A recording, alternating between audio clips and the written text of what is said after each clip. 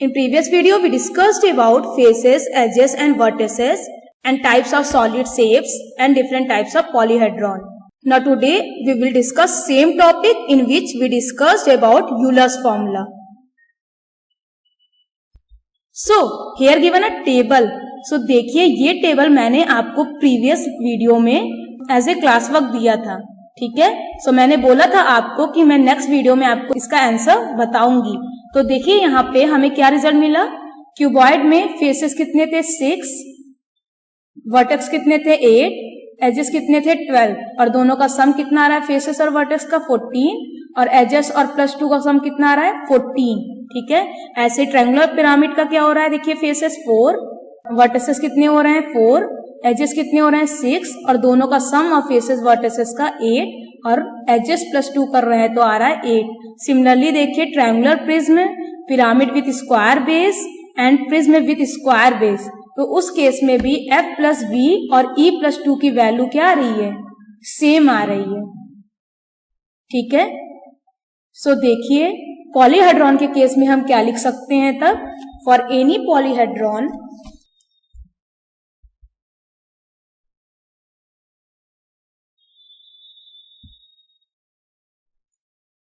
F+V = E+2 क्योंकि दोनों का रिजल्ट क्या आ रहा है, सेम आ रहा है. सो हम क्या कर सकते हैं, एजेस को उस साइड मूव कर सकते हैं. तो इस साइड एजेस पॉजिटिव में, इस साइड आएगा तो नेगेटिव हो जाएगा. तो F+V - E = 2. ठीक है. Where F is number of faces, V is number of vertices,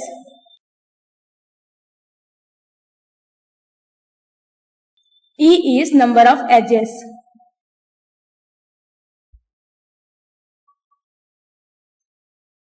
ठीक है. सो इसी रिलेशन को हम क्या बोलते हैं, that is Euler's formula. So हम लास्ट में लिखते हैं यहाँ पे this relationship is called Euler's formula. So ये हो गया हमारा यूलर्स फॉर्मूला. ठीक है. समझ में आ रहा है. फेसेस में वर्टिसेस ऐड करेंगे और एजेस को माइनस करेंगे तो उसका रिजल्ट कितना आएगा 2. तो ये आपको याद रखना है. ठीक है. लेकिन बस ध्यान रखिएगा कि ये पॉलीहेड्रॉन केस के लिए ही पॉसिबल है, नॉन पॉलीहेड्रॉन के केस में ये फॉर्मूला एप्लीकेबल नहीं होगा. ठीक है. सो चलिए हम देखते हैं इससे रिलेटेड कुछ questions. So example number 1 is using Euler's formula find the unknown. तो हमें अननोन फाइंड करना है. तो देखिए फर्स्ट जो है फेसेस गिवन है, फिर वर्टिसेस, फिर एजेस. तो पहले वाले में फेस अननोन है लेकिन हमें वर्टिसेस गिवन है 6 और एजेस गिवन है 12. तो यूलर्स फॉर्मूला हम यूज करके आराम से फेसेस फाइंड कर सकते हैं. सो चलिए देखते हैं इसका सोल्यूशन. सबसे पहले गिवन लिखेंगे.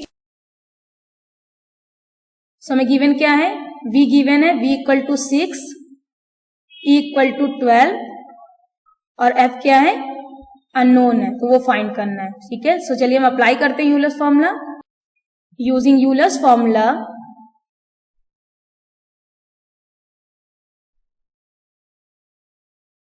सो यूलर्स फॉर्मूला क्या होता है, F+V - E = 2.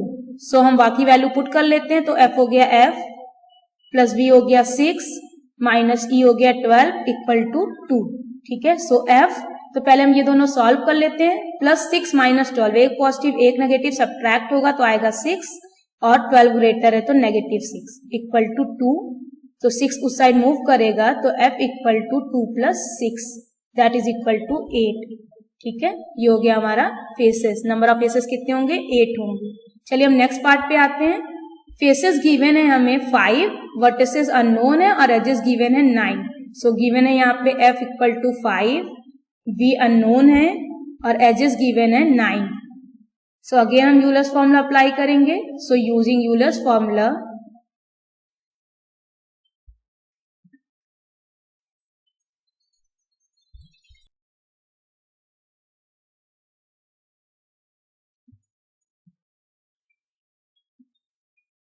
सो F की वैल्यू हो गई 5,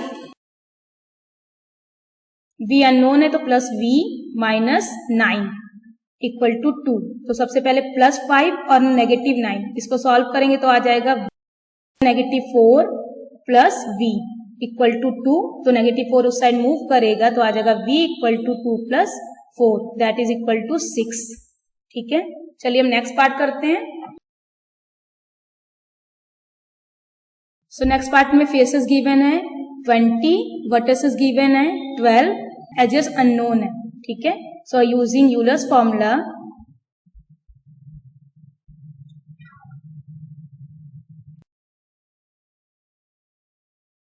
f plus v minus e equal to 2।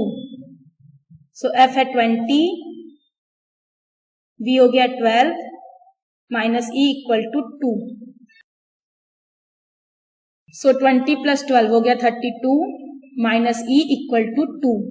अब देखिए वेरिएबल हमारा नेगेटिव है, अगर वेरिएबल नेगेटिव होता है ना तो नेक्स्ट साइड ले जाने में हमारा फायदा रहता है। सो 2 को हम इस साइड ले आएंगे और e को उस साइड। ठीक है, सो हो जाएगा 32 minus 2 equal to e। So e equal to result आ गया 30। ठीक है, चलिए हम नेक्स्ट क्वेश्चन देखते हैं। So our next question is a polyhedron has 28 faces and 12 vertices, find the edges of the polyhedron. तो देखिए सेम टाइप का क्वेश्चन है, बस स्टेटमेंट के फॉर्म में। So solution is, so given f equal to 28, v equal to 12 और e क्या है, अननोन है। सो चलिए हम यूलर्स फॉर्मूला यूज करके सॉल्व करते हैं। सो यूजिंग यूलर्स फॉर्मूला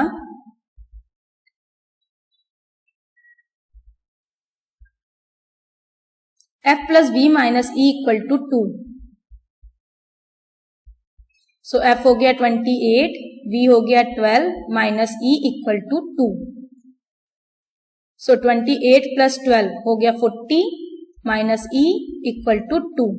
सो e को नेक्स्ट साइड मूव करेंगे और 2 को लेफ्ट हैंड साइड पे। So 40 minus 2 equal to e। So e equal to 38। ठीक है, come to the next example. Example number 3 is can a polyhedron have 10 faces, 20 edges and 15 vertices. क्या एक polyhedron में 10 faces, 20 edges और 15 vertices हो सकते हैं? तो कैसे चेक करेंगे? अगर यूलर्स फॉर्मूला वेरीफाई हो गया तो इट मीन कि पॉलीहेड्रॉन फॉर्म होगा, अगर वेरीफाई नहीं होगा तो इट मीन कि पॉलीहेड्रॉन नहीं फॉर्म होगा। ठीक है, सो चलिए यूलर्स फॉर्मूला यूज करके हम कंफर्म करते हैं कि पहले पॉलीहेड्रॉन फॉर्म होगा कि नहीं। So solution is, so given f equal to 10, e equal to 20, v equal to 15। ठीक है, so using Euler's formula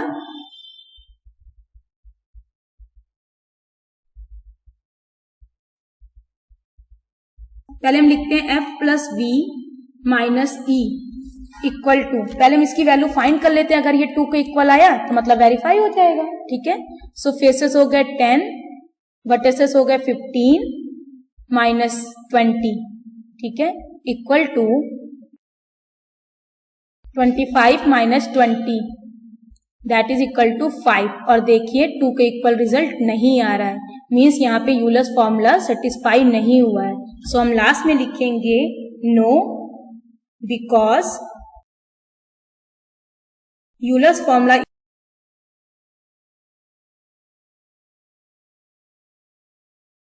will not be satisfied.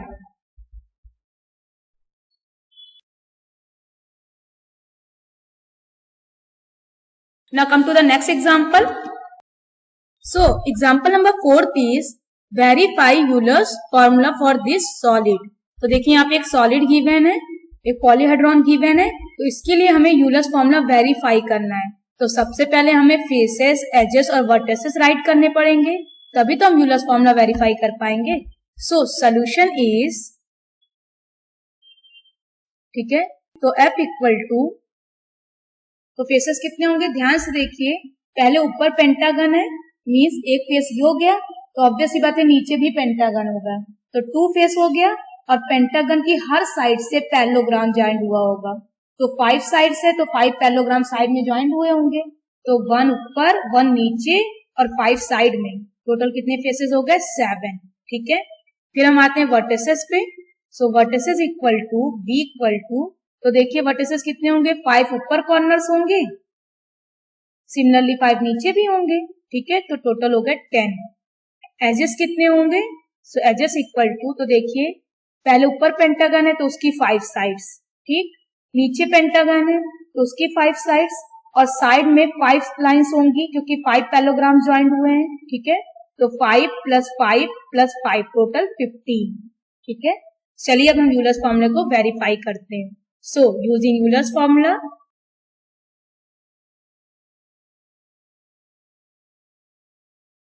So F + V - E equal to, अब हम वैल्यू पुट करते हैं, सो 7 + 10 - 15 equal to, सो 7 + 10 17, 17 - 15 तो हो गया equal to 2। सो देखिए रिजल्ट 2 आ गया है, इट मीन कि यूलर्स फॉर्मूला यहाँ पे वेरीफाई हो गया। सो साइड में लिख दीजिए verify.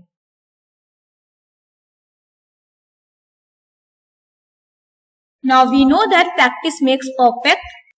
So here given 5 questions, 3 on this page and next 2 on this page. And all these questions are same as examples which we discussed earlier in the video. So try to solve it. And after solving these questions, check your answers which are given here. Thank you for watching and see you in the next video.